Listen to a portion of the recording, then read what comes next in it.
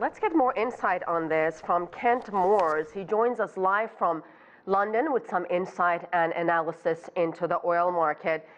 Kent, are you surprised by OPEC's decision considering the slowing global demand and record U.S. production? No, not at all. In fact, this was anticipated.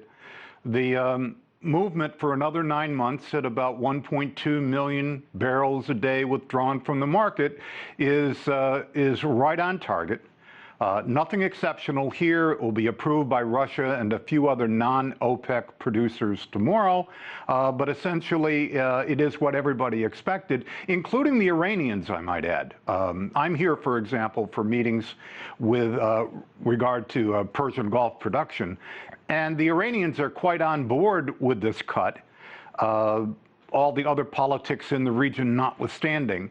They would like to see, obviously, the cuts extended. They want to see as much revenue coming in as possible.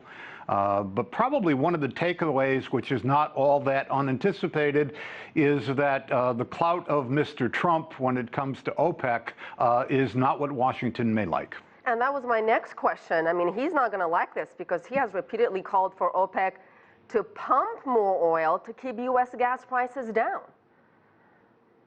That's absolutely correct. And the difficulty is that the last time this was a major issue, most of the producers in the world, OPEC and otherwise, were really upset with the United States. There was an anticipation last year that the American sanctions would be introduced in October and November, and there was a great deal of discussion about what adverse impact that would have. The rest of OPEC, therefore, started increasing production in anticipation of major Iranian export cuts, only to have the United States at the 11th hour provide exemptions to all of the major importers of Iranian oil, and that ended up with a massive glut on the market, which depressed prices by almost 40% just before an American election. And from that experience, no one in OPEC, Vienna or otherwise, is going to be taking Mr. Trump seriously this time around. Kent, you know the inner workings of OPEC much better than I do. What about the fact that there was consensus on this issue? As you mentioned, the Iranians went on with this in agreement. I mean, OPEC members half the time can't even agree on a date to meet. For example, they were supposed to meet last month in June. They couldn't figure out a date, so they met in Vienna on July 1st instead. Well, the basic reason why there wasn't a meeting last month is that nobody around the table really had anything genuine to say. And that in itself may have been news. But the issue we have now is a broad-based consensus that given demand implications globally, and given the increase in American presence with the exports of rising American volume, OPEC has to be very careful in terms of how much is available on the market. Traditionally, here's what happens.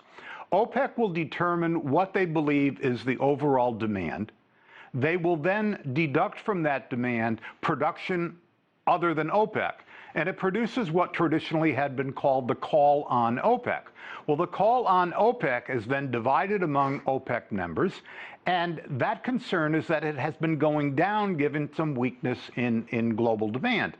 Now, I personally think that weakness is overbroad, and so do several of the people in OPEC, which means privately, people are expecting Brent, for example, which is today at about $66 a barrel, to be raised about $10 a barrel by the time we get to the end of the summer, and that's where most OPEC nations want to be. So they're comfortable.